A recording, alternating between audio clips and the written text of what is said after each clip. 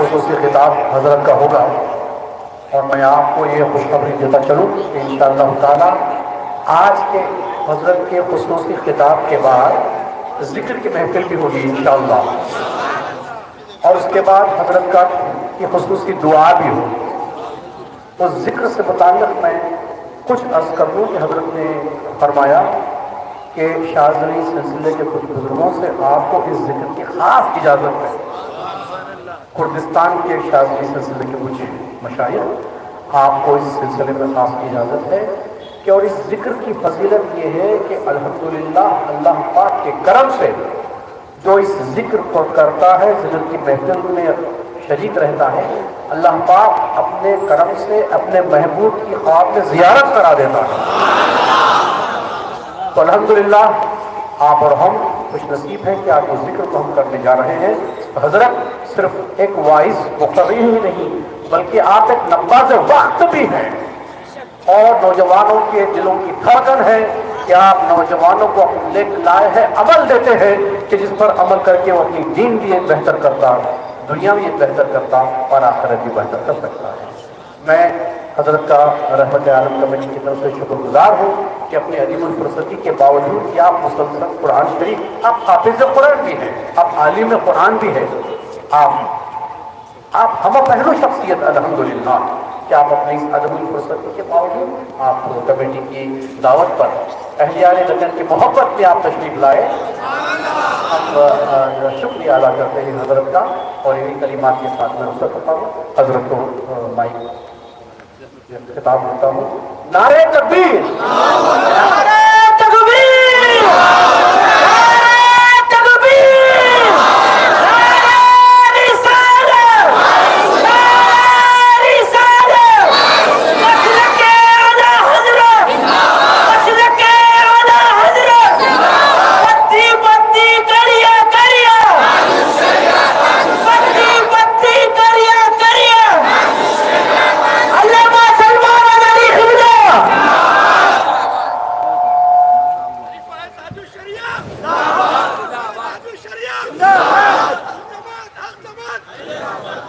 منبر نور پر جلوہ بار نائبان رسول، مشائخ اہل سنت اور حاضرین اہل سنت و جماعت، السلام علیکم ورحمۃ اللہ وبرکاتہ۔ الحمدللہ الحمدللہ الحنان المنان الذي خلق الانسان وعلمه البيان، والصلاة والسلام على رسوله سيد الانس والجان وعلى آله واصحابه ذوي الخير والاحسان، اما بعد، فاعوذ بالله من الشيطان الرجيم، بسم الله الرحمن الرحيم، هو الذي ارسل رسوله بالهدى ودين الحق ليظهره على الدين كله ولو كره المشركون، صدق الله مولانا العظيم، وبلغنا رسوله النبي الأمين المتين المختار الكريم، ونحن على ذلك من الشاهدين والشاكرين، والحمد لله رب العالمين۔ بارگاہ رسالت معاذ صلی اللہ تعالی علیہ وسلم میں درود پاک کا ہدیہ پیش کریں۔ اللہم صل علی سیدنا و مولانا محمد معدن الجود والکرم وآلہ واصحابہ الکرام وابنہ الکریم وبارک وسلم صلاة دائمة سرمدا ابدا۔ عزیزان گرامی وقار، کافی دیر سے آپ خطابات سماعت فرما رہے ہیں علماء ذوی الاحترام کے۔ اب یہ وقت اللہ رب العزت کی بارگاہ میں خیرات مانگنے کا ہے، اور آج یہ لیلۃ القدر ہے۔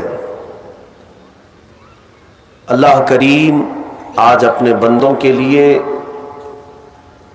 اپنی شان غفاری سے بے پناہ بخشش کا اعلان فرماتا ہے۔ کاش ان بخشے ہوئے لوگوں میں ہمارا بھی نام شامل ہو جائے۔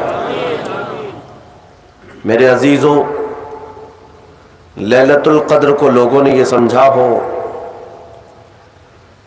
کہ یہ شاپنگ کی رات ہوتی ہے یا عید کی تیاریوں کی رات ہوتی ہے۔ میرے عزیزو، اتنا حسین موقع جس کو مل رہا ہو جہنم سے آزادی کا، اگر اسے پتہ چل جائے کہ جہنم ہے کیا چیز، اس کے دروازے کیسے ہیں، اس کے طبقات کیسے ہیں، تو میرے عزیزو شاپنگ تو دور کی بات، وہ جینے کے اندر مزے ہی ختم کر لے گا۔ آج اللہ رب العزت کی بارگاہ میں اس کی خیرات مانگنے کا وقت ہے، اور میں شکر گزار ہوں مجلس منتظمہ کا، خصوصیت کے ساتھ رحمت عالم کمیٹی صدر و اراکین، جو ان حسین راتوں میں آپ کو ایک میدان میں جمع کر کے اللہ اس کے رسول کی یاد دلانے کی کوشش کرتے ہیں۔ یقیناً یہ ایک بہت ہی عظیم کام ہے۔ تھوڑی دیر اگر آپ اپنی طرف نظر ڈالیں گے تو احساس ہوگا آپ کو، ایسا نہیں کہ اس پورے علاقے میں اتنے ہی مسلمان رہتے ہیں، بلکہ ہزاروں اور لاکھوں کی تعداد اور ہے جو یا تو بازار کی زینت بنے ہوں گے، یا سڑکوں پر ہوں گے، یا کچھ بستروں پر ہوں گے، لیکن ان سب میں اللہ رب العزت نے تمہیں اپنے ذکر کے لیے چنا ہے، اور اپنے حبیب پاک صلی اللہ تعالیٰ علیہ وسلم کی مدح سرائی سننے کے لیے اللہ نے آپ کا انتخاب کیا ہے۔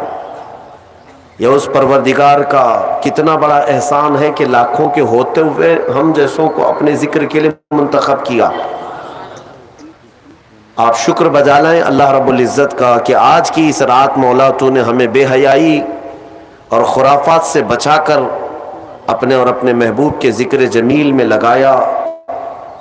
حدیث پاک میں میرے آقا صلی اللہ علیہ وسلم فرماتے ہیں، جب رب تبارک و تعالی کسی بندے کے ساتھ بھلائی کا ارادہ فرماتا ہے تو اسے دین کی طرف دعوت دیتا ہے، دین کی طرف راستہ دکھاتا ہے، یا دین کی سمجھ اسے عطا کرتا ہے۔ اور ایک روایت میں ہے کہ جب اللہ تعالیٰ کسی بندے کے ساتھ بھلائی کا ارادہ فرماتا ہے تو اسے اپنے گھر کا راستہ آسان کرتا ہے، یعنی مسجدوں کی طرف اللہ اسے بلاتا ہے۔ اللہ کریم آپ سب کی رمضان کی عبادتیں، روزے، تراویح، ذکر و اذکار، صدقات و خیرات و زکوٰۃ سب قبول فرمائے۔ عزیزان گرامی، آج توبہ کی بھی رات ہے، یہ توبہ کی رات ہے۔ بعض صوفیہ اکرام اس کو توبہ کی رات سے بھی منسوب کرتے ہیں کہ اس سے بہتر موقع کب ملے گا آپ کو کہ خود رحمان یہ فرما رہا ہے کہ کوئی ہے مجھ سے بخشش طلب کرے میں اسے معاف کر دوں۔ تو یہ آج کی رات توبہ اسی لیے بھی میں عرض کر رہا ہوں کہ اللہ نے سورہ نور میں ارشاد فرمایا وَتُوبُوا إِلَى اللَّهِ جَمِيعًا أَيُّهَا الْمُؤْمِنُونَ لَعَلَّكُمْ تُفْلِحُونَ۔ اے ایمان والو، تم سب کے سب مل کر کے اللہ کی بارگاہ میں توبہ کرو، ان قریب کامیاب ہو جاؤ گے۔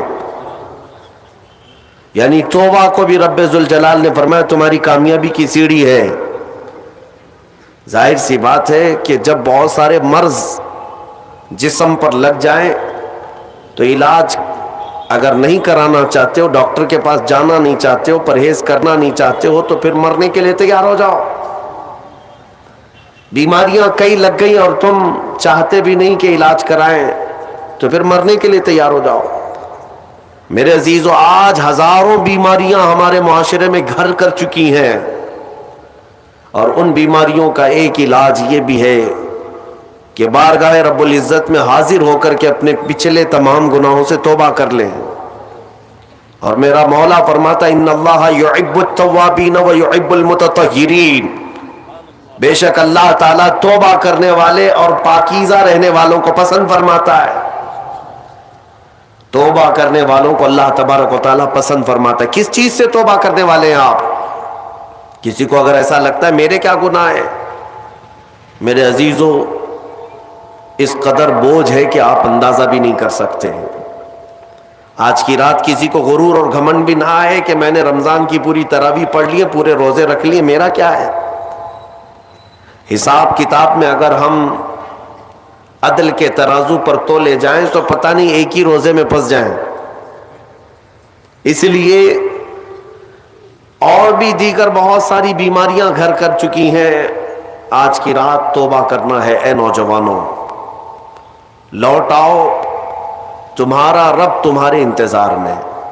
یہ حدیث پاک کے الفاظ میں آپ کے سامنے رکھتا ہوں میرے آقا صلی اللہ تعالی علیہ وسلم نے صحابہ سے پوچھا کہ اے میرے صحابہ بتاؤ، ایک شخص صحرا میں سفر کر رہا ہے، صحرا میں، صحرا آپ نے دیکھا نہیں ہوگا، ڈیزرٹ،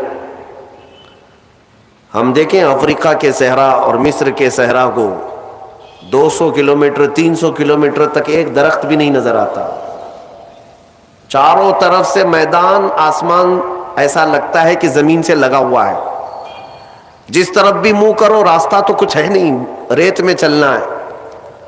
تو صحرا کی موت بھی مشہور ہے تاریخ میں، اگر کوئی صحرا میں بھٹک جاتا تو پیاس کی شدت سے وہ صحرا میں مر جاتے، ہزاروں کی لاشیں وہاں ریت میں پڑی رہتی ہیں، راستہ بھٹک جاتے تھے، کیونکہ وہاں کوئی راستہ بنا ہوا ہے، ڈائریکشن پتہ ہی نہیں چلتا کدھر جانا ہے، جس طرف بھی جاؤ سیدھا ہی لگتا ہے۔ صحرا میں ایک بندہ سفر کر رہا ہے، حضور نے مثالاً عرض کیا، ارشاد فرمایا مثال کے ساتھ، میرے آقا فرماتے ہیں وہ اپنی اونٹنی کے ساتھ، اپنے ساز و سامان کے ساتھ صحرا میں سفر کر رہا تھا، بیچ میں راستے میں تھک گیا اور سونے کے لیے ایک جگہ بیٹھا، سویا تو سو کر جب بیدار ہوا تو دیکھا اس کی اونٹنی ساز و سامان سمیت غائب ہے، پورا اس کا توشہ دان، سارا ساز و سامان اور اونٹنی کے ساتھ غائب ہے۔ اب سفر کرے گا کیسے، صحرا میں جائے گا کدھر؟ اٹھنے کے بعد بہت تلاشا، اس کا اونٹ اسے نہیں ملا، نہ اس کا ساز و سامان، بھوک بھی شدت کی، پیاس بھی شدت کی، اب سفر اس کے لیے موت کا قریب کا وقت ہے، تھک گیا۔ میرے عزیزوں، واپس وہ تھک ہار کر کے ایک جگہ سویا، ایک جگہ سو گیا، اور جب نیند سے بیدار ہوا تو دیکھا اس کی اونٹنی ساز و سامان کے ساتھ اس کے پاس کھڑی ہے۔ توجہ چاہتا ہوں، اب میرے آقا صلی اللہ علیہ وسلم صحابہ سے پوچھتے ہیں، یہ مثال عربوں کو دی گئی تھی کیونکہ وہ اونٹ کے سفر کو بھی جانتے تھے اور صحرا کو بھی جانتے تھے۔ حضور نے پوچھا صحابہ سے، اس اونٹنی والے کو کتنی خوشی ہوگی، تھک ہار کر کے ساری امیدیں ختم ہو گئی تھی، پھر اچانک اس کو ساز و سامان کے ساتھ اس کی سواری مل گئی تو کتنی خوشی ہوگی۔ صحابہ نے کہا یا رسول اللہ، اس کی زندگی کی وہ سب سے بڑی خوشی ہوگی، کیونکہ اس کی کھوئی ہوئی چیز مل گئی، اس کا راستہ اب آسان ہو جائے گا، اس کے زندہ رہنے کی امیدیں جاگ گئی۔ نبی اکرم صلی اللہ تعالی علیہ وسلم ارشاد فرماتے ہیں بلا تشبیہ و بلا تمثیل، میرے آقا فرماتے ہیں اے میرے صحابہ، اس سے زیادہ خوشی جب بندہ گناہوں سے توبہ کر کے آتا ہے تو مولا خوش ہوتا ہے کہ میرا بندہ میرے پاس واپس آ گیا، میرا بندہ میرے پاس واپس آ گیا۔ اور رب تبارک و تعالیٰ فرشتوں پر رشک فرماتا ہے، جب بھٹکا ہوا کوئی واپس اپنے راستے پر آتا ہے تو رحمان خوش ہوتا ہے۔ میرے عزیزوں، میں نے یہ بھی پڑھا، ہمارے گناہوں کی وجہ سے، ہماری بدعمالیوں کی وجہ سے یہ پوری کائنات کی ہر چیز خفا ہوتی ہے۔ آپ کیا سمجھتے ہیں کہ یہ درخت تمہیں سلام کر رہے ہوتے ہیں، یہ زمین یہ آسمان تمہیں دعائیں دے رہے ہوتے ہیں؟ یہ ہمارے گناہوں کو اپنے سامنے آنکھوں سے دیکھ کر کے اللہ کی بارگاہ میں کہتے مولا تو انہیں ہلاک کیوں نہیں کرتا؟ زمین بھی کہتی ہے کہ مولا تو حکم دے میں پھٹ جاؤں اور اندر ان کو سمو لوں۔ یہاں تک کہ فرمایا گیا سمندر روزانہ جلال میں آتا ہے گناہوں کی کثرت کی وجہ سے۔ یہ جو عیاشیاں زمین پر کرتے ہیں بندے، اللہ کی زمین ہے، سلطنت اس کی ہے، حکومت اسی کی ہے، کھاتے اسی کا ہو، پیتے اسی کا ہو، اور نافرمانی اسی کی زمین پر، تو سمندر روزانہ 2 مرتبہ جلال میں آتا ہے، غصے میں آتا ہے، اور باہر نکل کر کے آتا ہے اور کہتا ہے مولا تو مجھے حکم دے دے، اجازت دے دے، میں ایسی تباہی لاؤں گا کہ ان کے گھروں کے چھتیں اکھڑ جائیں اور ان کا نشان ختم ہو جائے۔ رب تبارک و تعالیٰ کا حکم ہوتا ہے سمندر تو واپس چلا جا، میں اپنے بندوں کے توبہ کا انتظار کر رہا ہوں۔ سمندر کو واپس کر دیا جاتا ہے۔ آپ دیکھیں پانی ابال کھاتا ہے، موجیں تھپیڑے مارتے ہوئے کنارے تک آتی ہیں اور پھر چلی جاتی ہیں، پھر چلی جاتی ہیں۔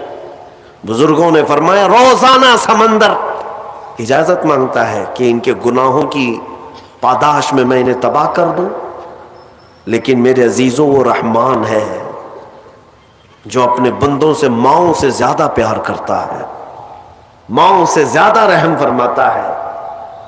میں نے ایک روایت پڑھی تھی، حضرت ایوب علیہ الصلوۃ والتسلیم اللہ رب العزت کی بارگاہ میں عرض کرتے ہیں کہ مولا یہ جب بہت زیادہ گناہ کرتے ہیں تو ان سب کو ہلاک کیوں نہیں کرتا؟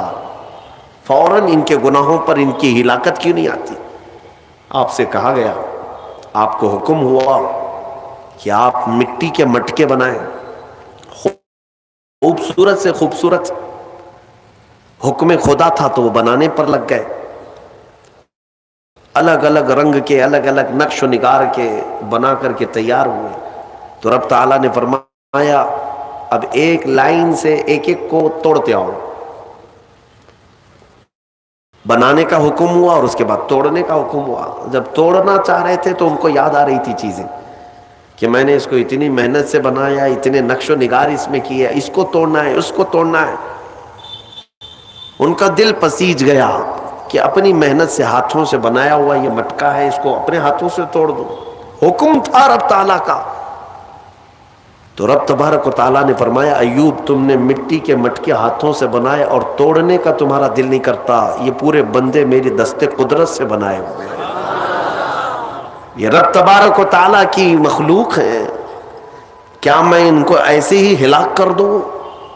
میرے عزیزو جلدی عذاب نہیں آتا، چوریاں بھی عروج پر ہوتی ہیں، زنا بھی عروج پر ہوتے ہیں، ڈکیت بھی ہوتے رہتے ہیں، لیکن پھر بھی مولا کریم مہلت پر مہلت دیتا ہے، مہلت پر مہلت، جلد کسی کے گناہوں کو آشکار بھی نہیں کیا جاتا۔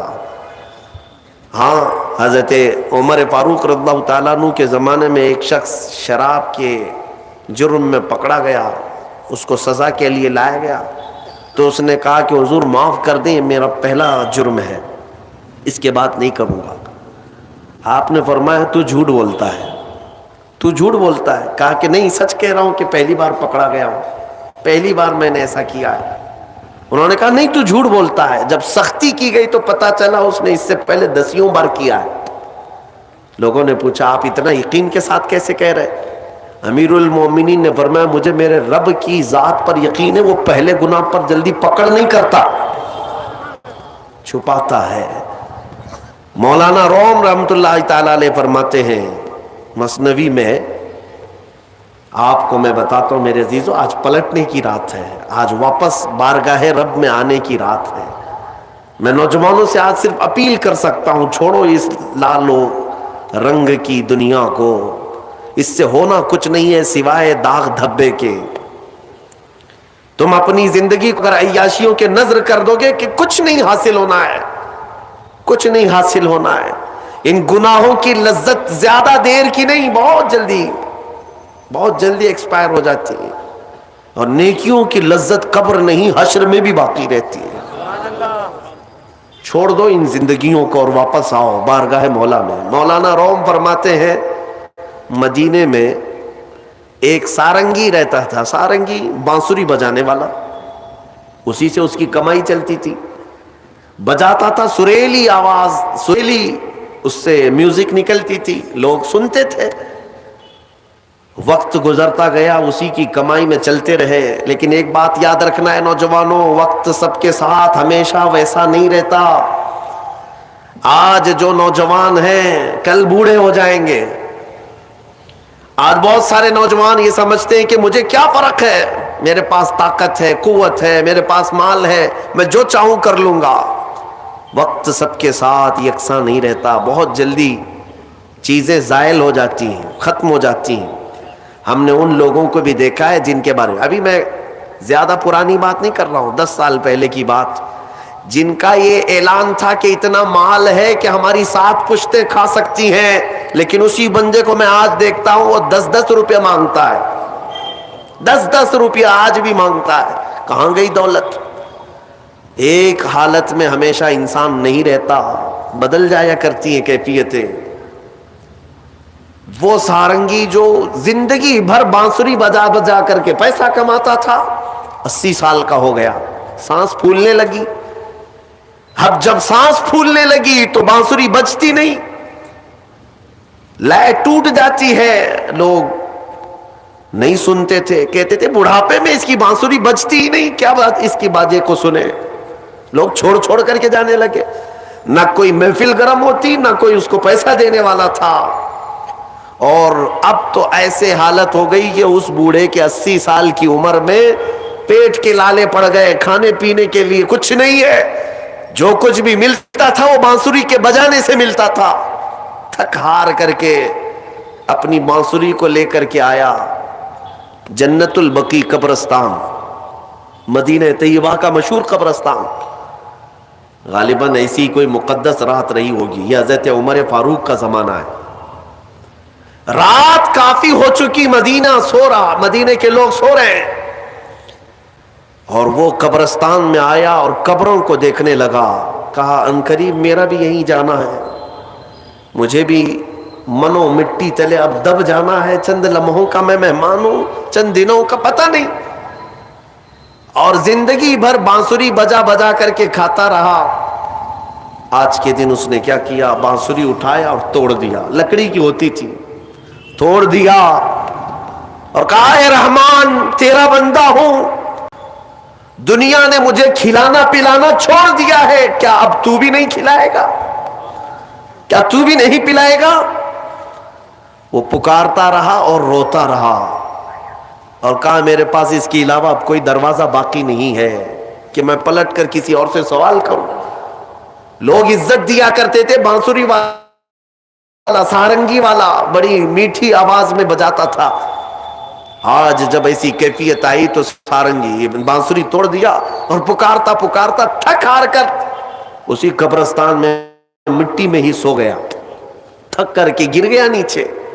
جانتے ہیں سیدنا عمر ابن خطاب رضی اللہ تعالیٰ عنہ مسجد نبوی میں رات کے وقت قرآن پڑھ رہے تھے، عبادت میں مشغول تھے، آپ کی آنکھیں کیا بند ہوئی، مصطفیٰ کریم صلی اللہ تعالیٰ علیہ وسلم تشریف لائے۔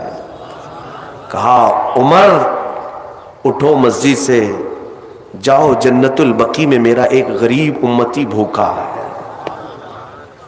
میرا ایک غریب امتی بھوکا ہے، میرے رب نے حکم دیا کہ اس کے کھانے پینے کا انتظام کرو۔ اللہ اکبر۔ حضرت عمر بیدار ہوئے کہ رسول پاک صلی اللہ علیہ وسلم حکم فرمائے اور رحمان کا حکم آیا کہ کوئی کھانے کے لیے مجبور ہے، تو حضرت عمر کہتے ہیں کہ ضرور کوئی مقدس مہمان ہے میرے مصطفیٰ کا، کوئی مقدس مہمان ہے، کوئی بڑا نیکوکار آدمی ہے جس کے لیے مولا نے حکم فرمایا، اپنے گھر سے توشہ بنوایا اور اچھی غذا بنوائی اور لے کر کے خود اپنے ہاتھ سے جنت البقیع آئے اس مہمان کو ڈھونڈنے کے لیے، کون مقدس مہمان ہے۔ پورے قبرستان میں کوئی نظر نہیں آیا، اور اس مٹی پر یہی بوڑھا کمزور اپنی بانسری توڑے ہوئے گرا ہوا نظر آیا۔ آپ گئے، اس کو جگایا، پوچھا کون ہو؟ وہ جھجک کر کے اٹھ گیا اور سامنے امیر المومنین کو دیکھ کر ڈر گیا کہ کہیں میری سزا کا وقت نہ آ گیا ہو، کوڑے نہ مارے جائیں مجھے۔ اٹھ گیا، حضرت عمر نے کہا کیا تو ہی بھوکا آدمی ہے، کیا تو ہی پیاسا آدمی ہے؟ کہا ہاں امیر المومنین، بھوکا اور پیاسا تو میں ہوں۔ دسترخوان وہیں بچھایا، توشہ اس کے سامنے کھول دیا اور کہا لے کھا لے، تیرے کھانے کے لیے رحمان نے مجھے بھیجا ہے، مصطفیٰ کریم صلی اللہ علیہ وسلم کا حکم ہے۔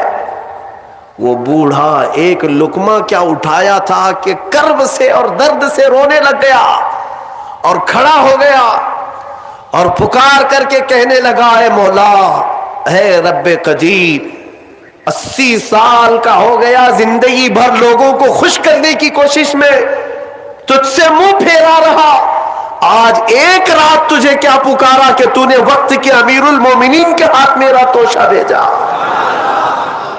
وقت کے امیر المومنین کے ہاتھ میرے کھانے اور روٹی کا انتظام کیا۔ یہ کہہ کر کہ وہ بے ہوش ہو کر گر پڑا۔ میرے عزیزوں، یہ آج کی رات میں تم سے اتنا مطالبہ کروں گا، دیر ابھی بھی نہیں ہوئی، پلٹ آنے کا وقت ہے۔ وَتُوبُوا إِلَى اللَّهِ جَمِيعًا أَيُّهَا الْمُؤْمِنُونَ، تم سب کے سب اللہ کی طرف لوٹ آؤ اے مومنو۔ میرا مولا فرماتا ہے لعلکم تفلحون، ان قریب تم کامیاب ہو جاؤ گے، تم کامیاب ہو جاؤ گے۔ 80 سال اگر مولا سے دور بھاگتا تھا، ایک بار اسے کیا پکارا؟ اسی کو تو اقبال نے کہا تھا، وہ ایک سجدہ جسے تو گراں سمجھتا ہے، وہ ایک سجدہ جسے تو گراں سمجھتا ہے، ارے 1000 سجدوں سے دیتا ہے آدمی کو نجات۔ ادھر ادھر سر جھکانے سے تیرے سر کو اگر کوئی چیز بچا سکتی ہے تو میرے رب کا سجدہ ہے۔ یہاں جھک گئے تو مولا ہر جگہ جھکنے سے بچا لے گا، یہاں کے فقیر ہو گئے تو مولا ہر جگہ کے فقر سے بچائے گا، اس بارگاہ کے محتاج ہو گئے تو دنیا کی محتاجی سے بچائے گا۔ میرے عزیزو، میں آپ کو اور ایک بات عرض کر کے، حالانکہ میرا عنوان الگ ہے، میں صرف رات کی بات تھی تو میں سوچا کہ تمہیں دعوت دے کر کے چلا جاؤں۔ آج کی جو رات ہے وہ توبہ کی رات ہے، شاپنگ میں اور عیاشی میں گزارنے کی رات نہیں۔ حبیب اجمی کا نام سنا ہوگا آپ نے، بغداد کے رہنے والے مشہور مالدار شخص، پیسہ بہت تھا لیکن معاملہ یہ تھا کہ سود پر پیسہ، سود کا کاروبار، لوگوں کو سود دینا، لوگوں سے سود لینا، یہ کاروبار چلتا تھا۔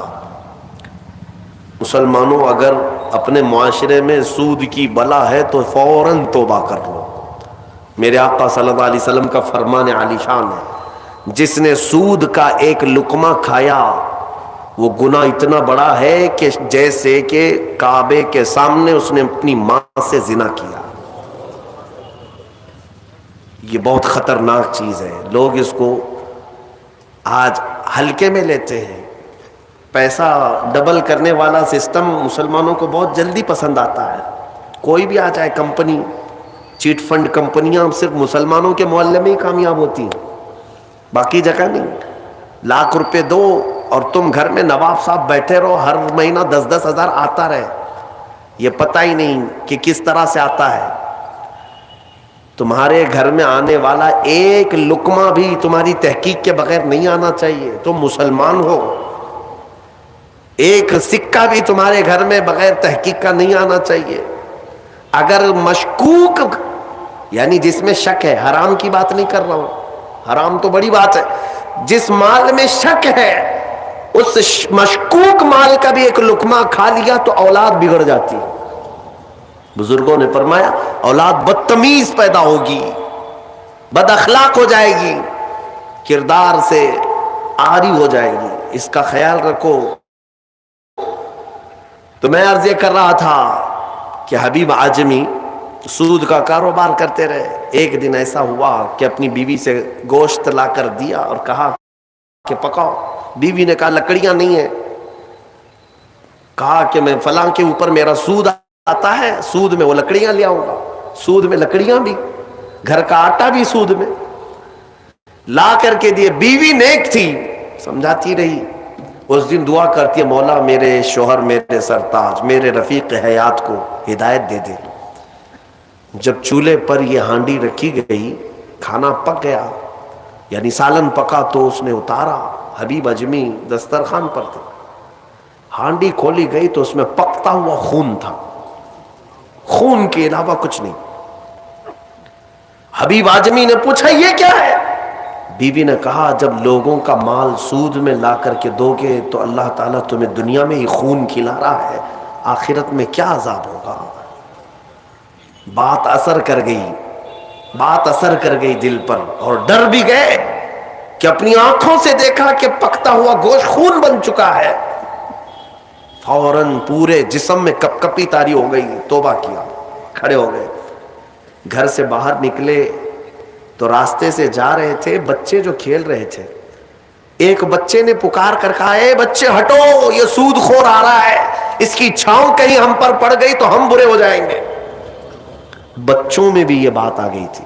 حبیب اجمی کو آج دل پر بات لگی، میرا رب کسی کے لیے ہدایت دیتا ہے تو کچھ ذریعے بنا دیتا ہے۔ حبیب اجمی اب رونے لگ گئے، کہ میں اس قدر خستہ ہوں، اس قدر بدنام ہوں کہ بچے میری چھاؤں سے بھاگ رہے ہیں۔ اب سوچا کہ اب میں سود نہیں لوں گا اور نہ ہی اس کاروبار میں، سب کو چھوڑ دیا۔ لیکن اب مسئلہ یہ تھا کہ بچپن شروع سے کوئی کام کرنے کی عادت نہیں تھی۔ پیسہ دینا ہے، مارکیٹ میں گھما کر کے بڑا کر کے لانا ہے، کام کرنے کی عادت نہیں تھی، فن نہیں تھا، ہنر معلوم نہیں تھا۔ اب کمائیں تو کیسے کمائیں؟ سوچا کہ اب اس چیز کو چھوڑ دیا ہوں، تو بیوی سے آ کر کے کہا، میری رفیق حیات، میں نے توبہ کر لیا ہے، میں نے توبہ کر لیا، آج کے بعد سے یہ سود کی طرف میں ہاتھ بھی نہیں بڑھاؤں گا۔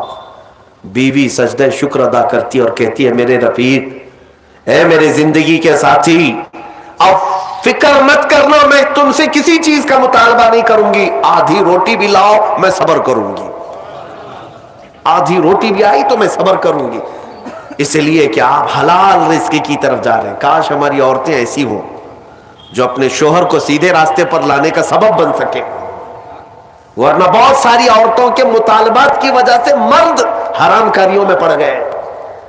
تنخواہ تھوڑی سی ہے، عورت کے مطالبے زیادہ ہیں، اس کے مطالبے پورے کر نہیں پا رہا ہے تو حرام کاریوں میں مصروف۔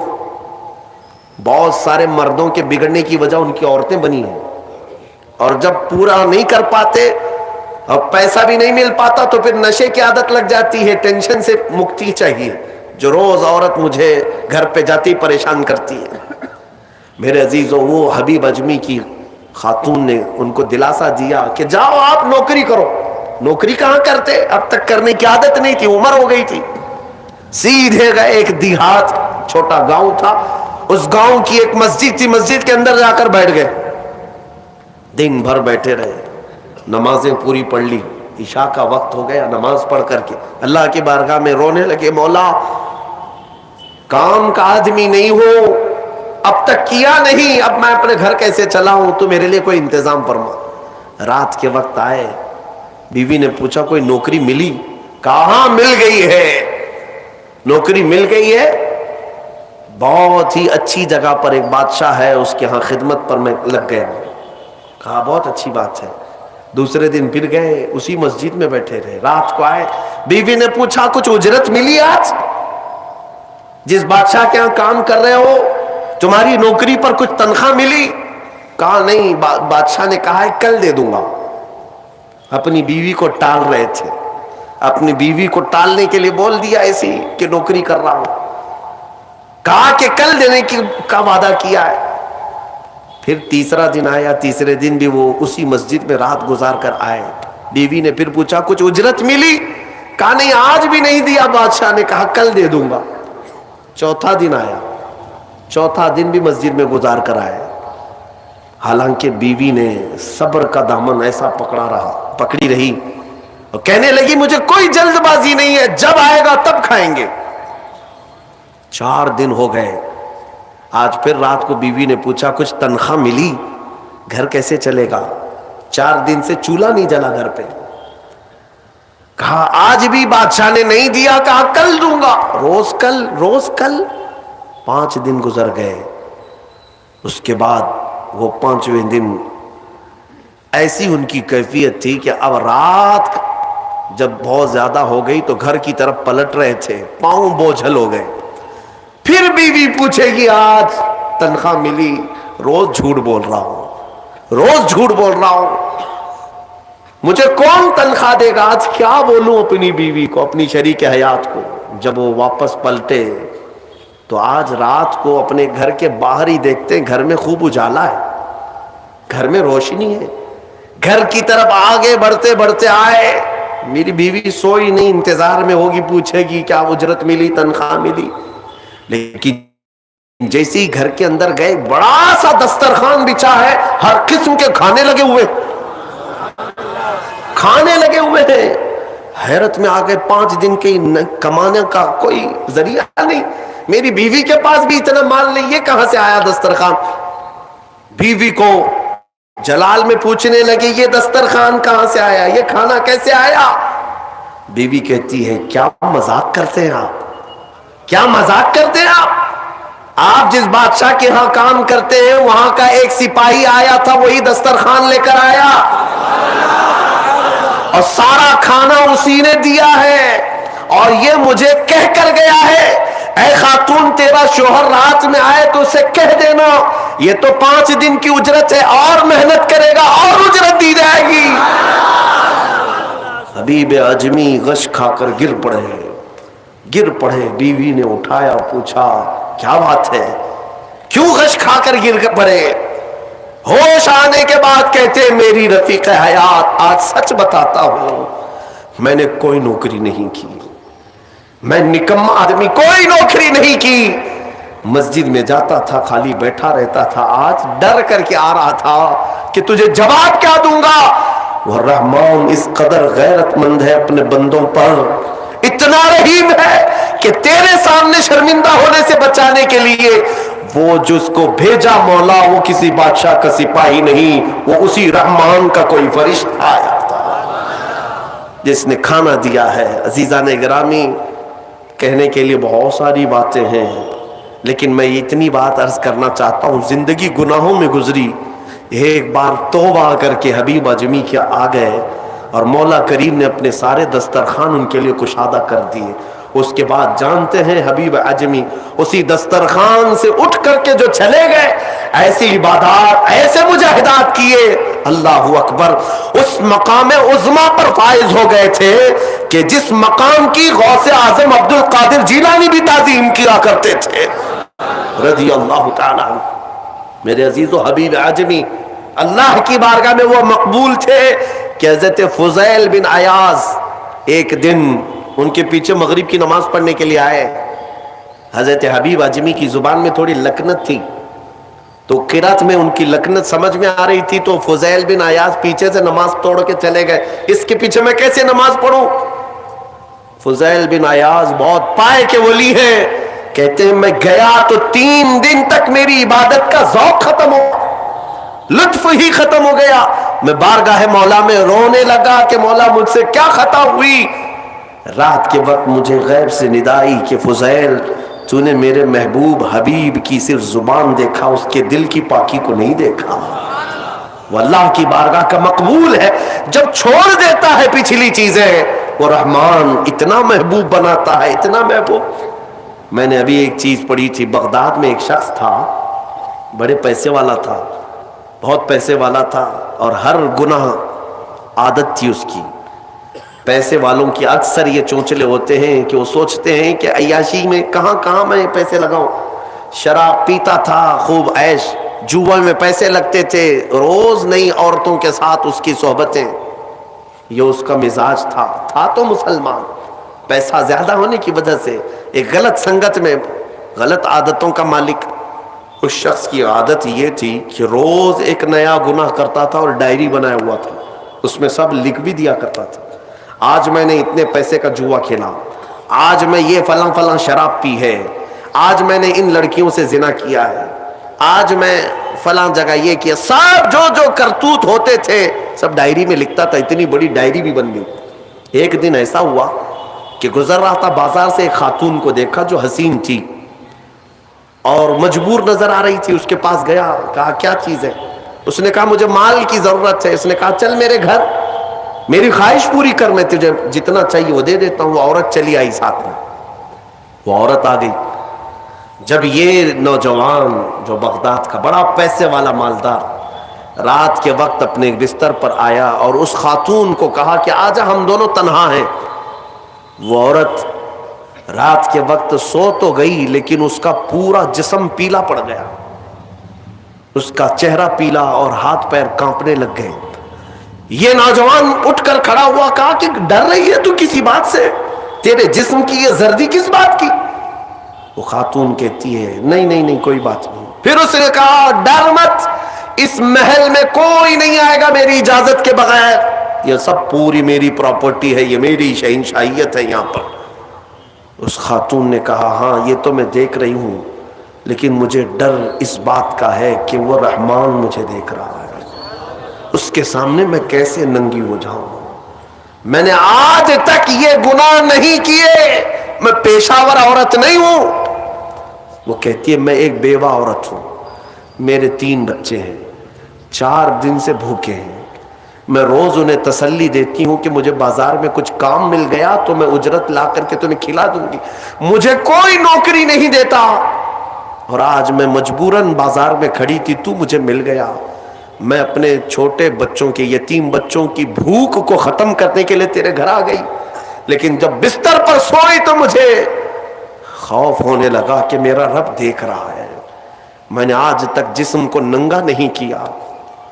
وہ ڈری ہوئی عورت تھی، پاکیزہ عورت تھی، جب اس کی زبان سے یہ جملے نکلے تو یہ جو نوجوان تھا، جو گنہگار تھا، وہ کھڑا ہو گیا، کہا اے خاتون اٹھ جا بستر سے، اٹھ جا، اور اس کے بعد کہتا ہے دیکھ میں تجھے بتاؤں میرے پاس کیا کیا ہے۔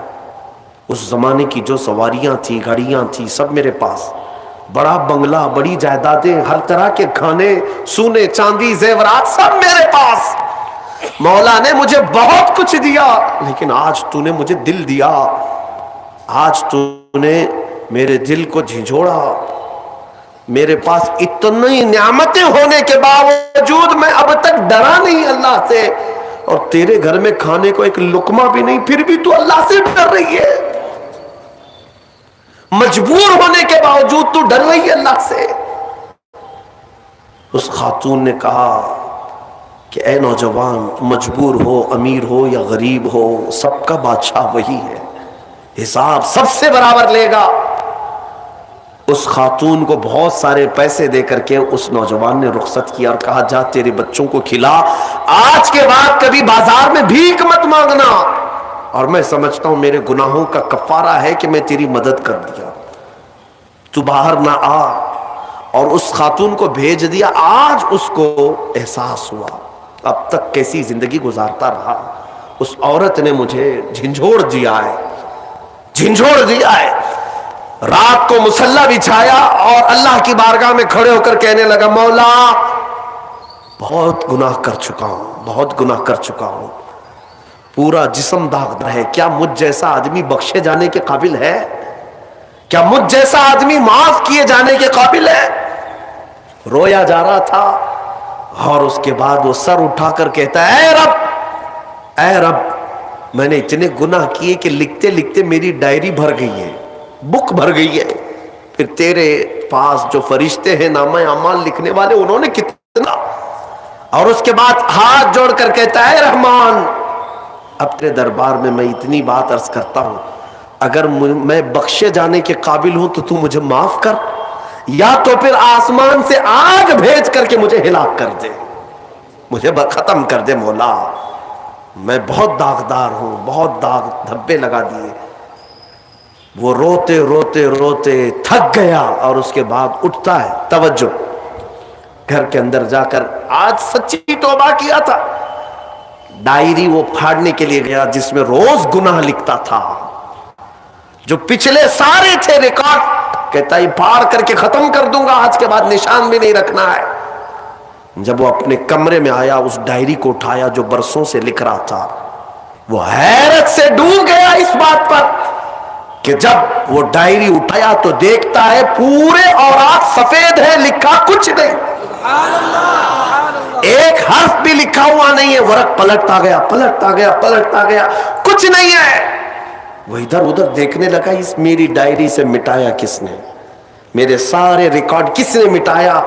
اس کے جسم پر کپ کپی تاری تھی، راشا تاری تھا، رات کا وقت تھا، غیب سے ندائی، اے بندے، جب کوئی پوری دنیا کو میرے لیے ترک کرتا ہے تو میں اس کے گناہوں کو بھی مٹا دیا کرتا ہوں۔ جب زندگی میں لکھی ہوئی ڈائریاں مٹ جاتی ہیں تو میرے مولا کو یہ اعمال نامے سے مٹانے میں دیر نہیں لگے گی۔ یمحو اللہ ما یشاء، اللہ جس سے چاہتا ہے وہ ساری چیزیں مٹا دیتا ہے۔ میرے عزیزو، یہ لیلۃ القدر کی اہم ضروری بات تھی جو میں نے تمہارے سامنے رکھا۔ آج توبہ کی رات ہے، توبہ کی رات ہے، پلٹ آؤ۔ آج امت جس کرب کے عالم میں گزر رہی ہے، تمہیں اندازہ ہے ہزاروں نوجوان جیلوں میں آج بند ہیں ہمارے، جن کا نہ کوئی افطاری کا انتظام نہ سحری کا انتظام. تم تو رمضان میں باہر گھوم رہے ہو, رمضان کی رونقیں دیکھ رہے ہو, رمضان کی بہاریں دیکھ رہے ہو. امت مصطفیٰ کے ہزاروں نوجوان آج جیل کی سلاخوں کے پیچھے ہیں. ہمارے کئی علماء بھی اندر بیٹھے ہوئے ہیں. کبھی کبھار ان کی یاد آتی ہے تو ہمارے لقمے کڑوے لگنے لگتے ہیں, پھیکا لگتا ہے کھانا کہ ہمارے بھائی بے قصور جیلوں میں بند ہیں. یہ کس لیے کہ ظالم آج ننگا ناچ ناچ رہا ہے. اے نوجوانوں, آفتیں اس قدر ہمارے سروں پر آ چکی ہیں کہ اب ہمارا کیا محفوظ رہا اس ملک میں. سوچو تو ذرا صحیح, پہلے ایسا تھا کہ دور دراز سے کوئی سازشوں کے جال بنتے تھے, آمنے سامنے کوئی نہیں آتے. لیکن اب حالات ایسے ہو گئے کہ سامنے تمہارے تلواریں لہرائی جا رہی ہیں, سامنے تمہارے چاقویں لہرائی جا رہی ہیں, سامنے تمہیں مار ڈالنے کی باتیں کی جا رہی ہیں, لیکن کچھ بھی یہاں پر گورنمنٹ ایکشن نہیں لیتی. ایسا لگتا ہے کہ آج مسلمانوں کی ویلیو اس ملک میں چونٹیوں اور مچھروں سے بھی کم کر دی گئی ہے کہ کوئی مار دے تو کوئی پوچھنے والا بھی نہ ہو. یہ سب کیا ہمارے اوپر آفتیں آج نہیں ہیں؟ یہ ساری مصیبتیں آج نہیں ہیں؟ میں کبھی کبھار سوچتا ہوں کن کن مسائل پر آج میں گفتگو کروں, کن کن مسائل پر علماء سے بحث کریں, میٹنگ کس بات پر لی جائے, کانفرنس کس بات پر لی جائے. ہم سوچتے ہیں کہ ہمارے بچوں کے معاملات آج خطرناک ہو چکے, جوانوں کی حفاظت پر بات کی جائے, جوانوں کو بیدار کیا جائے, ان کی غیرت کو بیدار کیا جائے.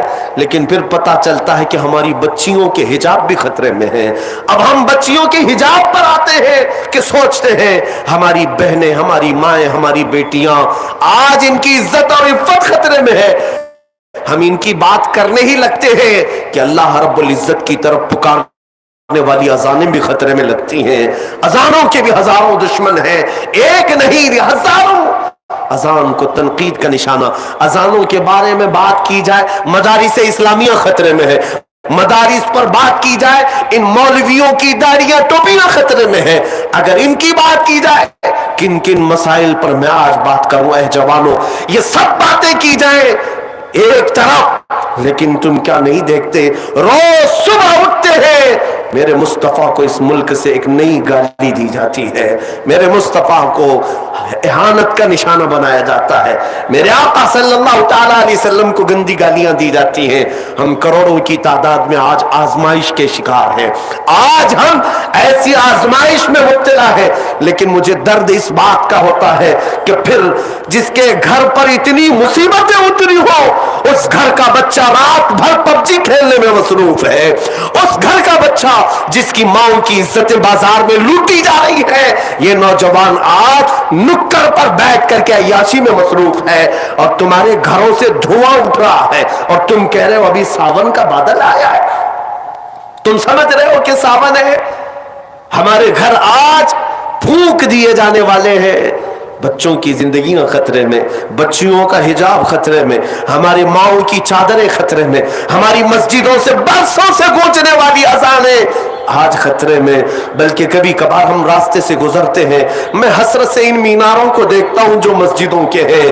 وہ مینار پکار رہے ہیں اے جوان آ جا, اگر تو آج نہیں آیا تو کل انہیں بھی گرا دیا جائے گا, انہیں بھی زمین بوس کر دیا جائے گا.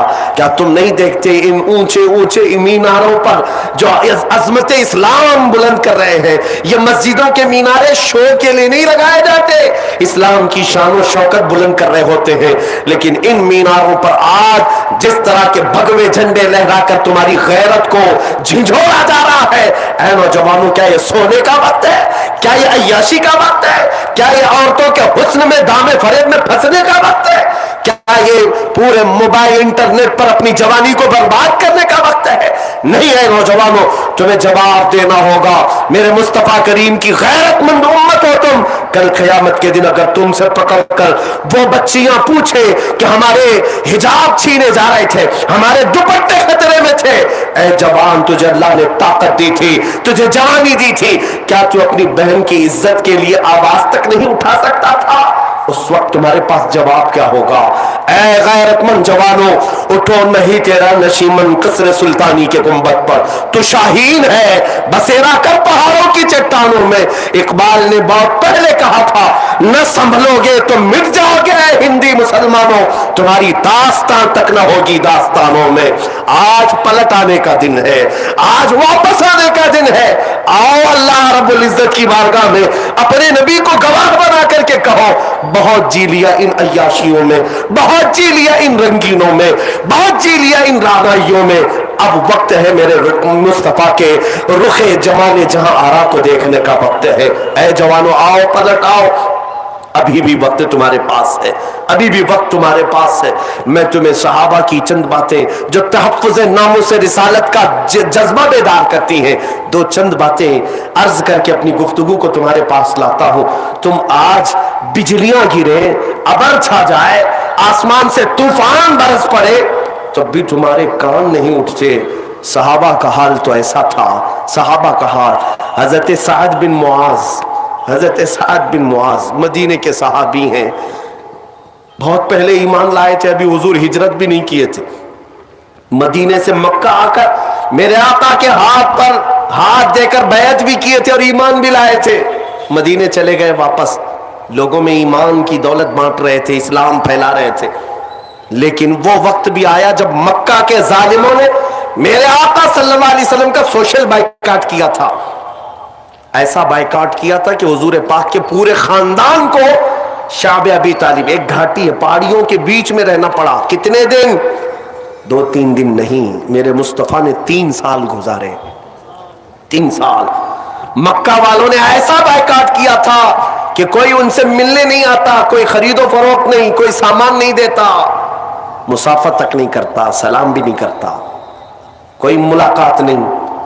ان ایام میں میرے آقا صلی اللہ تعالی علیہ وسلم پر ایسے دن آئے کہ آپ نے درختوں کے پتے کھائے، کئی دن تک پتوں پر گزارا کیا، اور سوکھے چمڑے کو پانی میں ابال کر کے کھایا کرتے تھے، سوکھا چمڑا، اس کے علاوہ کچھ میسر نہیں۔ مکہ والوں نے اتنی اذیتیں دی ہیں میرے مصطفیٰ، لیکن میں آپ کو کیا کہہ رہا ہوں سنو، وہ رحمت للعالمین تھے، ہر چیز کے تحمل رکھتے تھے۔ سعد بن معاذ کی بات میں کر رہا ہوں، مدینے میں رہتے تھے، مدینہ خوشحال تھا، کھجوروں کے باغات کے جھنڈ ہیں، وہاں کبھی بھوک اور پیاس نہیں آتی، مدینے میں خوشحال تھے۔ سعد بن معاذ اچانک مدینے میں رہ کر کے چمڑے لائے اور ابال کر کھانے لگے۔ جن کے گھر میں خوب دولت کا ذخیرہ ہے وہ چمڑے کھانے لگے، اور کھجوروں کی بجائے پتے توڑ کر کھانے لگے اور روتے رہتے تھے۔ مدینے والے آ کر پوچھتے، سعد یہ تمہارا کیا حال ہے، چمڑے کھا رہے ہو؟ کہتے کہ میری غیرت گوارا نہیں کرتی کہ میرے مصطفیٰ مکہ میں پتے کھا رہے ہو اور میں کھجورے کھاؤں، میں مدینے میں رہ کر کے نرم غذائیں کھاؤں۔ سنا ہے مکہ والوں نے میرے آقا کا بائیکاٹ کیا ہے اور کھانا تک پہنچنے نہیں دیتے، اس لیے جب تک میرے مصطفیٰ کریم صلی اللہ علیہ وسلم ان پتوں پر گزارا فرما رہے ہیں، میں بھی کوئی نرم غذا نہیں کھاؤں گا۔ وہ 400 کلومیٹر دور رہ کر کے بھی نبی آخر الزمان صلی اللہ علیہ وسلم کی محبت میں دنیا کی لذتیں چھوڑ دی۔ میں تم سے پوچھنا چاہتا ہوں اے نوجوانوں، آج میرے مصطفیٰ کریم صلی اللہ علیہ وسلم کو اتنی اذیت دی جا رہی ہے، کیا تم نے اپنی عیش میں کبھی کوئی کمی کی؟ کیا اپنی زندگی کے شب و روز کو بدلا؟ وہ مصطفیٰ کریم صلی اللہ تعالی علیہ وسلم کو جس طرح سے آج پوری دنیا ٹارگٹ بنا رہی، نشانہ بنا رہی ہے، کبھی کبھار مجھے اس قدر کوفت ہوتی ہے دل پر کہ میرے ماں باپ کو، ہمارے ماں باپ کو کسی نے اتنی گالیاں نہیں دیں، اور ہمارے کان ہیں کہ میرے مصطفیٰ کریم کے متعلق کیا کیا سن رہے ہیں۔ آج ہزاروں پوسٹیں کی جاتی ہیں، مجھے آج میں کھل کر کے کہتا ہوں، نہ یہ ڈپارٹمنٹ سے، نہ حکومت سے، نہ عہدیداروں سے کوئی امید نہیں، یہ کیا انصاف کریں گے؟ یہ سب اسی تھال کے چٹے بٹے ہیں، ان کی سب مرضی اور منشا سے ہوتا ہے۔ یہ میرے آقا کو پورا ملک جب نشانہ بناتا ہے ان پاکھنڈیوں کو، یہ کھلا چھوڑے رہتے ہیں، آزاد گھومتے رہتے ہیں، سب اسی چال کے چٹے بٹے. میں ان سے کوئی ایک پیسے کی امید نہیں رکھ رہا ہوں. کون سی عدالتیں آج، کون سے کورٹ، کون سے کچہری، کون سے ڈپارٹمنٹ، کون سی حکومتیں آج انصاف کر رہی؟ سب ایک طرفہ کیا جا رہا ہے میرے عزیزوں، ون سائڈ. اب جو آس ہے اس امت کو میں یہی کہنا چاہوں گا، اب تم لوگوں کے ان دیے ہوئے لالی پاپ کے انتظار میں مت رہو جو کھلونا دے کر تمہیں سلا دیا کرتے ہیں. سیاسی نیتا بڑے بڑے بھاشن کر کے تمہیں بزدل بنا کر چلے جاتے ہیں. کچھ نہیں ہونا ہے، سب ہو جائے گا. اب جو ہوگا وہ تمہارے بازوؤں کی قوت سے اللہ رب العزت کی مدد آئے گی. ہاں، گھر میں بیٹھ کر کے صرف دعا کرنے سے نہیں، تم اپنی زندگی میں تبدیلی لاؤ، چینج ہو جاؤ. میں کس بات کی طرف اشارہ کر رہا ہوں، توجہ سے سنو. جب تمہاری زندگی بدل جائے کہ میرا جینا مرنا سب نبی کے لیے ہے، پھر دیکھنا کہ میرا رب تبارک و تعالیٰ اپنے وعدے پر پکا ہے. قرآن میں کہتا ہے وَكَانَ حَقًّا عَلَيْنَا نَصْرُ الْمُؤْمِنِينَ، ہم نے اپنے اوپر لازم کر لیا ہے کہ مدد کریں گے تو ایمان والوں کی. اللہ رب العزت نبی کے غلاموں کی مدد اتارے گا. ہاں، ایک وقت وہ تھا کہ تم جس طرف سے گزرتے تھے شجر و حجر سلام کرتے. ہاں، تمہیں پتا ہے سمندر راستہ دے دیا کرتے. افریقہ کے جنگل کے درندے نبی کے غلاموں کے تلوے چھانٹتے تھے کہ مصطفیٰ کا غلام آیا ہے مدینے سے. اور کہاں آج ہماری حالت یہ ہے؟ آج ہماری حالت یہ ہے کہ لوگوں کی ٹھوکروں پر تمہاری عبادت گاہیں آج خطرے میں. مینار، مسجد، منبر، محراب سب اب داؤ پر لگے ہیں. بلکہ آج میرا یہ جملہ سن کر کے جاؤ، یہ کہ بعد دیگرے ظلم بڑھتا جائے گا، ظلم بڑھتا جائے گا. کیوں؟ ان سب کے ذمہ دار کون لوگ ہیں؟ امام حسین کی ایک بات یاد آتی ہے، انہوں نے فرمایا تھا کہ ظالم وہی نہیں جو تلوار اٹھا کر گردن مارتا ہے، بلکہ ظالم وہ ہے جو ظلم کو دیکھ کر خاموش رہتا ہے. ظلم کو دیکھ کر خاموش. ہمارا کیا بگڑ رہا ہے؟ ہمارے ہاں تو سب سیف ہے، یہاں کچھ نہیں ہو رہا ہے. ارے وہ گجرات میں ہو رہا ہے، ارے وہ ایم پی میں ہو رہا ہے، ارے وہ یو پی میں ہو رہا ہے، ارے وہ کشمیر میں ہو رہا ہے. یاد رکھنا، پڑوس میں لگے ہوئے گھر کی آگ کی چنگاری جب اڑ کر آئے گی تمہارا گھر بھی جلائے گی، وہ آگ پھیلے گی. اسی لیے آج ان بکھری ہوئی زندگیوں میں صرف ایک میسج میرا لے لو. اقبال سے پوچھا گیا تھا ہماری بیماری کا علاج کیا ہے؟ انہوں نے کہا تھا پہلے یہ تو معلوم کر لے کہ بیماری ہے کیا، بیماری کا علاج بعد میں، یہ معلوم کر لے کہ بیماری کیا ہے. آج یہی کہتے ہیں نا، ارے نہیں ہم مسلمان پورے ایجوکیشن میں پیچھے ہیں، یہی بڑی بیماری ہے. سیاست میں ان کی نمائندگی نہیں، یہ بڑی بیماری ہے. یہ اخلاق میں بہت پیچھے ہیں، یہ ان کی بڑی بیماری ہے. ان کی قیادت نہیں ہے، یہ بڑی بیماری. بیماریاں تو لوگ الگ الگ اپنے اپنے حساب سے بتا رہے ہیں، لیکن اقبال کہتا ہے سبب کچھ اور ہے جسے تو خود سمجھتا ہے. ہاں، کچھ لوگوں کی عادت ہے کہ کینسر ہوا ہے لیکن کہتے نہیں گیس کی بیماری ہے. چھپا رہے ہو تم کینسر کو، کینسر ہوا ہے کب تک چھپاؤ گے؟ گیس کی بیماری ہے، ایسیڈیٹی ہوئی ہے اور کچھ نہیں. تو چورن کھانے سے کہاں کینسر جانے والا ہے؟ تم صرف اور صرف تسلی کے لیے کہہ رہے ہو کہ گیس کی بیماری ایسیڈیٹی ہے. حقیقت میں پہنچو. اقبال کہتا ہے سبب کچھ اور ہے جسے تو خود سمجھتا ہے. زوال بندہ مومن کا بے زری سے نہیں. مومن جو زوال پذیر ہے آج، پیسے نہ ہونے کی وجہ سے نہیں، اقتدار نہ ہونے کی وجہ سے نہیں، ایجوکیشن نہ ہونے کی وجہ سے نہیں. تمہارا زوال کا سبب کچھ اور ہے. وہ کیا ہے؟ اقبال کہتا ہے طریق مصطفیٰ کو چھوڑنا ہے وجہ بربادی. اسی سے قوم دنیا میں ہوئی ہے بے اقتدار اپنی. اب علاج کیا ہے؟ علاج کیا ہے؟ اقبال کہتا ہے علاج صرف اتنا ہے کہ محمد سے وفا تو نے، کی محمد سے وفا تو نے تو ہم تیرے ہیں. یہ جہاں چیز ہے کیا لوح و قلم تیرے ہیں.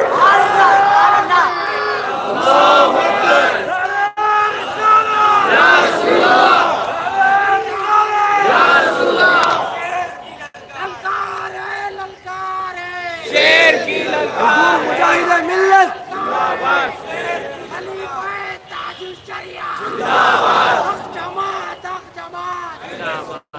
میرے عزیزوں، یہی ایک مین پوائنٹ ہے جس پر واپس آنا ہے۔ نوجوانوں سے آج میں کہوں گا، آج کے بعد رات کو اب گھر جاؤ گے، یہ طے کر لینا دنیا کے لیے بہت جیا ہے، اب مدینے کے والے کے لیے جینے کا وقت آ گیا ہے۔ میں دوستوں کے لیے بہت چیزیں قربان کر چکا ہوں، اب گنبد خضرا کے لیے قربانی کا وقت آ چکا ہے، اس لیے کہ ہمارے ماضی میں ہمارے اسلاف یہی نعرہ لگاتے تھے، جو جان مانگو تو جان دے دے، جو مال مانگو تو مال دے دے، مگر یہ ہم سے کبھی نہ ہوگا نبی کا جاہو جلال دے دے۔ جب یہ جذبہ دوبارہ بیدار ہوگا، دوبارہ آئے گا کہ اب جیے گا نوجوان تو اپنے نبی کے لیے جیے گا۔ میرے مرشد گرامی حضور تاج الشریعہ بدر الطریقہ رحمت اللہ تعالی علیہ نے اپنے اخیر زمانے میں اس غیور امت کو بہترین میسج دیا تھا، بہترین میسج دیا تھا۔ اے جوان، کیا تو سمجھتا ہے تجھے جو جوانی ملی ہے بازاروں کے لیے، یہ ہماری لائف ہے انجوائے کرنے کے لیے؟ نہیں نہیں، اس بریلی کے چمکتے ہوئے چراغ نے یہ کہا تھا، زندگی یہ نہیں ہے کسی کی کسی کے لیے، زندگی ہے نبی کی نبی کے لیے، نہ سمجھ مرتے ہیں زندگی کے لیے، ارے جینا مرنا ہے سب کچھ نبی کے لیے۔ اور ان کے دادا مجدد وقت نے امام احمد رضا نے یہ کہا تھا، اے لوگوں تم کیا سمجھتے ہو یہ زندگی ہمیں اپنے عیش کے لیے ملی ہے؟ نہیں نہیں، سنو، حقیقت میں ہمیں ملی ہے یہ لائف، یہ زندگی تو کس کے لیے؟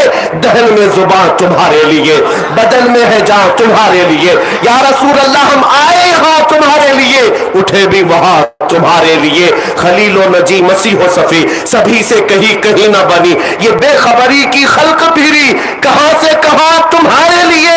صبا وہ چلے کہ باغ پھلے، وہ پھول کھلے کہ دن ہو بھلے، لوا کے تلے سنا میں کھلے، رضا کی زبان تمہارے لیے۔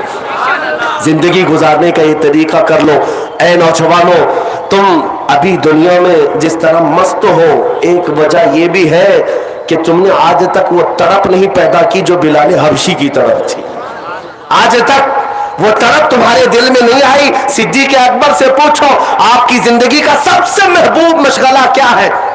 دنیا میں اگر کوئی سب سے بہترین کام آپ کا ہے تو کیا ہے؟ نماز ہے، روزہ ہے، خیرات ہے، صدقہ ہے، غریبوں کی مدد کرنا، تیمارداری کرنا، بیماروں کی جنازہ اٹھانا، کیا ہے؟ صدیق اکبر کہتے ہیں میری زندگی کا سب سے بڑا مشغلہ، سب سے بڑی نیکی النظرۃ الی وجہ رسول اللہ، فرماتے ہیں رسول اللہ کے چہرے کو بار بار دیکھنا یہ میری زندگی کا مشغلہ۔ زندگی انہوں نے اسی لیے رکھی ہے۔ صحابہ کا یہ جذبہ بیدار کر لو، یہ آپ کے اندر تڑپ آ جائے اور عرض کرو مدینے والے کو یوں کہہ کر کہ میرے آقا آؤ کہ مدت ہوئی ہے، تیری راہ میں آنکھیاں بچھاتے بچھاتے بڑے دن ہو گئے ہیں، گھر کو سجاتے سجاتے، جس دن تمہاری آواز پہنچے گی مدینے انشاءاللہ، وہ دن دور نہیں کہ وہ آمنہ کا لال، کائنات کا سب سے حسین چہرہ تمہارے خوابوں میں ہوگا، تمہاری آنکھوں کے سامنے ہوگا۔ یہ جذبہ میں تمہارے اندر اس لیے ڈال کر کے جا رہا ہوں کہ آج شاید آنکھیں بہت تھکی ہوئی ہیں دنیا دیکھ دیکھ کر کے، ان بازاروں کی زینت کو دیکھ دیکھ کر کے بے غیرتی آ گئی، ایمان کی حلاوت میں کمی آ گئی، نظریں آج گناہ کر کر کر کے اس قدر عیاش اور بے حیا ہو گئی کہ اب خون دیکھ کر کے بھی بیدار نہیں ہوتی، اپنے بھائیوں کے گردنوں پر چلتی ہوئی چھری دیکھ کر کے بھی بیدار نہیں ہوتی، اپنی ماں اور بہنوں کو بازار میں اجڑتا ہوا دیکھ کر کے بھی بیدار نہیں ہوتی۔ ان آنکھوں کی خطا یہ ہے کہ ان آنکھوں کو ہم نے عیاش بنایا ہے، یا تو پھر پورنوگرافی کے ذریعے سے، یا تو پھر شیطانی رقص کو دیکھ کر کے، یا دنیا کی چکا چوند نے تمہیں بیزار کر رکھا ہے۔ آؤ ان آنکھوں کو آج کی رات یہ طے کر لو کہ میں اب دیکھنے کی طلب لے کر کے جاؤں گا گھر، اس لیے کہ میں نے سنا ہے میرے آقا میرے مصطفیٰ مدینے والے بڑے غیرت مند ہیں، حاتم طائی جتنی سخاوت نہیں کرتا، میرے مصطفیٰ وہ ایک لمحے میں سخاوت کیا کرتے تھے۔ حضور پاک صلی اللہ علیہ وسلم کی عادت کریمہ یہ ہے کہ کبھی کسی نے مانگا ہو وہاں سے نہ کبھی نہیں آیا. واہ کیا جود و کرم ہے شہ بتا تیرا, نہیں سنتا ہی نہیں مانگنے والا تیرا. اے جوانوں کون دیتا ہے دینے کو منہ چاہیے, دینے والا ہے سچا ہمارا نبی. تو مانگنے میں دیر کس بات کی, پوچھنے میں دیر کس بات کی. آؤ اب مصطفیٰ کریم کے دربار میں یہ نہیں کہیں گے کہ میرے آقا اب ان حالات کو سدھار دو, ان حالات کو آپ سنوار دو, بلکہ اب یہ کہتے ہیں یا رسول اللہ ایک بار اپنا جلوہ دکھا دو, ایک بار اپنا جلوہ دکھا دو. یا رسول اللہ آنکھ عطا کیجئے اس میں ضیا دیجئے, جلوہ قریب آ گیا تم پہ کروڑوں درود. اس چہرے جمال جہاں کا نقش تمہارے سامنے دے کر جاتا ہوں. آج کی رات کے بعد اسی طرف میں اپنی باقی زندگی گزار لینا, اس لیے کہ جس دیوانے اور جس عاشق کے دل میں یہ طرف ہو جائے کہ مجھے اب کائنات کا سب سے بڑا حسن دیکھنا ہے, قسم رب ذوالجلال کی دنیا کی کوئی حسینہ اسے اپنی طرف بلا نہ سکے گی, کوئی حسن اسے دھوکہ نہیں دے سکے گا. وہ حسن ہی کیسا تھا جس کے بارے میں صحابہ کہتے ہیں انجمن میں آئے تو ایسا لگتا حسین گلاب کھلا ہو, جب بات کرے تو ایسا لگے کہ دانتوں سے نکلنے والی روشنیوں سے رات میں اجالے پیدا ہو جائے. وہ حسین چہرہ ایسا کہ بلے بالا امامہ, گھنی زلفیں, بل کھاتی ہوئی زلفیں, اور رخ سے مسکرائے تو انار سے زیادہ سرخی, اور لبوں پر گلاب سے زیادہ حسین پنکھڑیاں, اور وہ لبھائے ناز جن سے جھڑتے ہیں ہزاروں موتیاں. میرے عزیزوں اس چہرے جمال جہاں آرا کا تصور میں دے جاتا ہوں. آج پلٹنے کی رات ہے, اس گنبد خضرا کی چھاؤں میں لے آتا ہوں جہاں دیکھنے کا تمہارے اندر یہ ایسا جذبہ پیدا ہو جائے. وہ کیسا حسن تھا جس کو شاعر کہتا ہے چہرہ ہے کہ انوار دو عالم کا صحیفہ, ماتھا ہے کہ وحدت کی تجلی کا ورق ہے, عارض ہے کہ والفجر کی آیات کے امی ہے, عارض ہے کہ والفجر کی آیات کے امی ہے, اور گیسو ہے کہ واللیل کے بکھرے ہوئے سائے, اور گیسو ہے کہ واللیل کے بکھرے ہوئے سائے, ابرو ہے کہ قوسین شب قدر کھلے ہیں, گردن ہے کہ برفرق زمین اوج سریا, لب صورت یاقوت شعاؤں میں دھلے ہیں, قد ہے کہ نبوت کے خد و خال کا معیار, بازو ہے کہ توحید کی عظمت کے علم ہے, سینہ ہے کہ رمز دل ہستی کا خزینہ, پلکیں ہیں کہ الفاظ رخ لوح و قلم ہے, باتیں ہیں کہ طوبہ کی چٹکتی ہوئی کلیاں, لہجہ ہے کہ یزداں کی زبان بول رہی ہے, خطبے ہے کہ ساون کے امڑتے ہوئے دریا, قرت ہے کہ اسرار جہاں کھول رہی ہے, یہ دان شیراز شبنم کے تراشے, یاقوت کی وادی میں دمکتے ہوئے ہیرے, یہ موج تبسم ہے کہ رنگوں کی دھنک ہے, یہ موج تبسم ہے کہ رنگوں کی دھنک ہے, یا ٹھہرا ہوا موسم ہے یہ قدرت کا عجیبہ ہے. عزیزان گرامی اس مصطفیٰ کریم کے حسن کا عکس کوئی آج تک نہ لا سکا ہے نہ لائے گا. وَأَحْسَنُ مِنْكَ لَمْ تَرَ قَطُّ عَيْنِي وَأَجْمَلُ مِنْكَ لَمْ تَلِدِ النِّسَاءُ خُلِقْتَ مُبَرَّأً مِنْ كُلِّ عَيْبٍ كَأَنَّكَ قَدْ خُلِقْتَ كَمَا تَشَاءُ. اس مصطفیٰ کریم صلی اللہ علیہ وسلم کے دربار میں آج واپس آنے کا وقت ہے. مجھے امید ہو گئی ہے کہ آج کے بعد ہمارا جوان گناہوں سے توبہ کرے گا اور یہ عزم کرے گا جیوں گا میرے مصطفیٰ کی رضا کے لیے, جیوں گا میرے مصطفیٰ کی. آج یہ عہد کرتے ہیں آپ. یہ درد ملک شام کا درد بھی ہمیں ستا رہا ہے, یمن کا بھی, عراق کا بھی, افغان کا بھی, جہاں کے بچے بھوکوں مر رہے ہیں, علاج کی کمی کی وجہ سے ریگستانوں میں مر جاتے ہیں. ایک بچے کو گوشت کی ایک بوٹی دی جائے تو ایسے لپکتے ہیں میرے عزیزوں جیسا لگتا ہے سالوں سے کھایا نہیں ہے. یہ میرے مصطفیٰ کی امت کے آج حالات ہے, اور میرا ملک آج کس کرب سے گزر رہا ہے وہ بھی بتانے کی ضرورت نہیں. انشاءاللہ العزیز کسی اور موقع پر میں عرض کروں گا. اور ان ظالم درندوں کو میں یہاں سے کہتا ہوں جو میری ہر بات ریکارڈ کرتے ہیں, کرو جتنا ظلم کرنے کی طاقت ہے تمہارے پاس, اس لیے کہ تمہاری طاقت نہ فرعون کے برابر ہے, نہ شداد کے برابر ہے, نہ قارون کے برابر ہے, نہ حامان کے برابر ہے. اور کتنا ظلم کر سکتے ہو, ہماری گردنوں پر تم کرسی ہی بچھا سکتے ہو. انتظار کرنا میرے رب ذوالجلال کی طرف سے, جب وہ لاٹھی چلے گی تو بڑی بے آواز چلے گی. یہ تم نے آج جن اذانوں کے متعلق آواز اٹھائی ہے, کل تمہارے کانوں پر بھی یہی آواز گونجے گی. انشاءاللہ العزیز میرا یہ وجدان کہتا ہے کہ نہ کبھی کل جھکے تھے نہ آج جھکیں گے. ہم جھکتے ہیں تو صرف پروردگار عالم کی بارگاہ. ہماری پیشانی خم ہوتی ہے میرے مصطفیٰ کی بارگاہ میں. تم کیا کیا چھینو گے؟ ہماری روٹیاں، ہمارے دانے، ہمارے کپڑے، ہمارے چہرے، کیا کیا کر سکتے ہو. لیکن ایک بات یاد رکھنا، وقت کا چنگیز بھی آیا، وقت کا ہلاکو بھی آیا. اسلام کا پودا کل بھی لہلہا رہا تھا، آج بھی لہلہا رہا ہے، اور صبح قیامت تک اس کی روشنی برقرار رہے گی. تم سب کے نشان مٹ جائیں گے، تم چنگیزوں کی طرح غائب ہو جاؤ گے، اور باقی اگر اس زمین پر کچھ رہے گا تو میرے مصطفیٰ کا نعرہ باقی رہے گا. رہے گا یوں ہی ان کا چرچا رہے گا، رہے گا یوں ہی ان کا چرچا رہے گا. پڑے خاک ہو جائیں جل جانے والے، مٹ گئے مٹتے ہیں مٹ جائیں گے آدھا تیرے. نہ مٹا ہے نہ مٹے گا کبھی چرچا تیرا یا رسول اللہ. تو گھٹائے سے کسی کے نہ گھٹا ہے نہ گھٹے گا جب بڑھائے تجھے اللہ تعالیٰ تیرا. بس اخیر میں اتنا کہوں گا، اے رب ذوالجلال بس اتنی زندگی دے دے ان کتوں کی موت ہم دیکھ سکے، ان ظالموں کو منہ رگڑتے ہوئے زمین پر ہم دیکھ سکے جنہوں نے ظلم کی داستانیں لکھنی شروع کی ہے. اے رب قدیر اب ہماری جماعت میں بازوئے خالد پیدا فرما دے، اب ہماری جماعت میں صلاح الدین کو دوبارہ زندہ کر دے. مولا کریم ہمیں شجاعت فاروقی عطا کر، اور مولا آج لیلۃ القدر میں تجھ سے بھیک مانگتا ہوں کسی ماں کی گود میں حیدر کرار کا نائب پیدا فرما دے.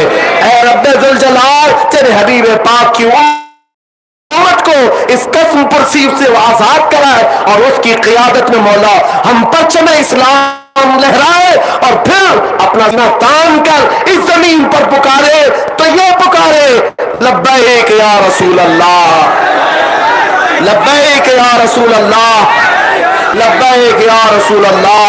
وآخر دعوانا الحمدللہ رب العالمین. کھڑے ہو جائیں، ذکر کا وقت ہے.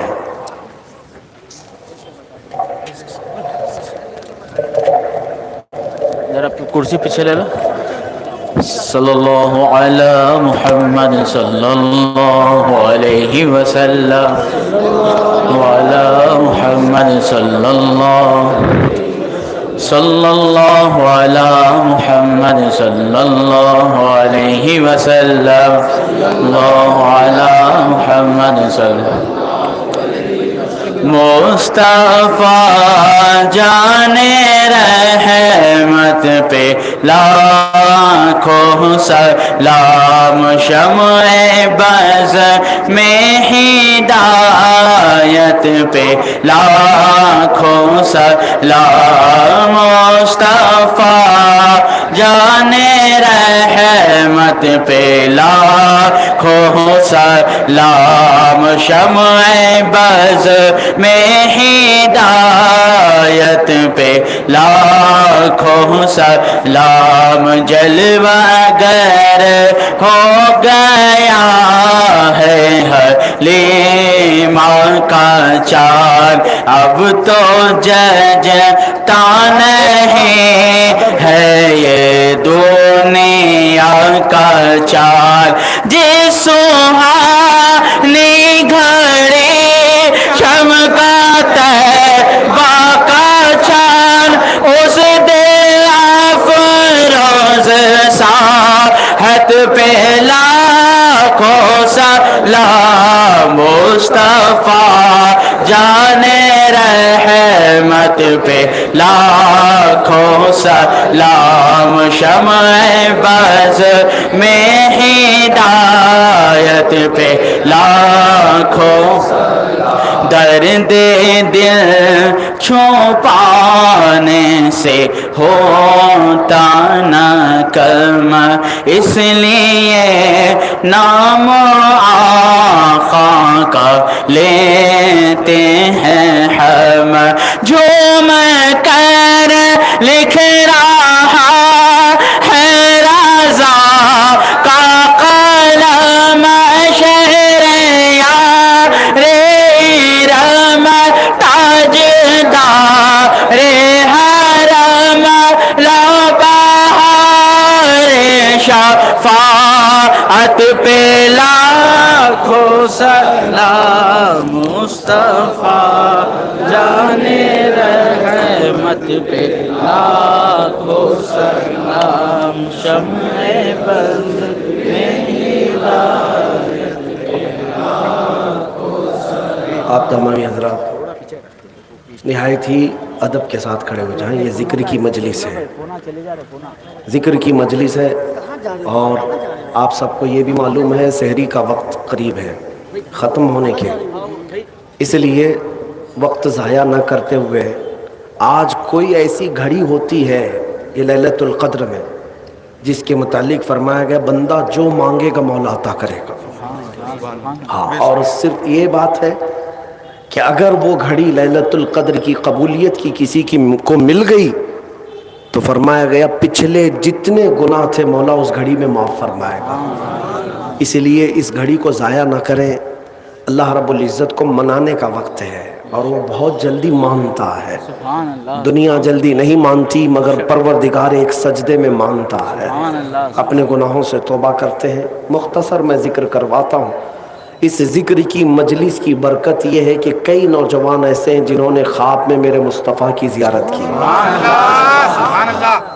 اگر دل حاضر رہے تو انشاءاللہ العزیز کل اس مجمع سے کوئی نہ کوئی ایسا خوش نصیب ضرور ہوگا جس کو میرے مصطفیٰ نوازیں گے انشاءاللہ۔ بلکہ ہم سب تمنا یہی کرتے ہیں یا رسول اللہ، سنا ہے آپ ہر عاشق کے گھر تشریف لاتے ہیں، میرے گھر میں بھی ہو جائے چراغاں یا رسول اللہ۔ آؤ اللہ رب العزت کی بارگاہ میں توجہ انہماک کے ساتھ ذکر پاک کرتے ہیں۔ جب یہ بندہ ذکر کرتا ہے تو دلوں پر جمع ہوا میل گناہوں کا نکل جاتا ہے اور وہ پاک ہوتا ہے، اور رب تبارک و تعالی اس بندے سے راضی ہوتا ہے۔ ایک بات یاد رکھیں، رب نہ چاہے تو کسی کی زبان پر وہ اپنے ذکر کی توفیق بھی نہیں دیتا۔ اگر وہ آج کی رات تمہیں اپنے ذکر کی توفیق بخش رہا ہے تو یہ سمجھ لینا وہ رحمان تمہیں آج معاف کرنے کے لیے بلایا ہے، تمہیں اپنے پاس عطا کرنے کے لیے بلایا ہے، ورنہ اتنی رات کو لاکھوں لوگ اور بھی ہوں گے۔ تمہیں اگر یہ سعادت مل رہی ہے تو مخصوص لوگ ہو آپ جنہیں اللہ تعالیٰ اپنے دربار میں کھڑے رہنے کی سعادت بخشی ہے۔ آؤ اللہ رب العزت کی بارگاہ میں سب سے پہلے توبہ کرو، استغفر اللہ استغفر اللہ استغفر اللہ ربی من کل ذنب واتوب الیہ۔ درود پاک حضور کی بارگاہ میں پڑھ کر ہم ذکر کرتے ہیں، اللہم صلی علی سیدنا محمد النبی الامی وآلہ وصحبہ وسلم، اللہم صلی علی سیدنا محمد النبی الامی وآلہ وصحبہ وسلم۔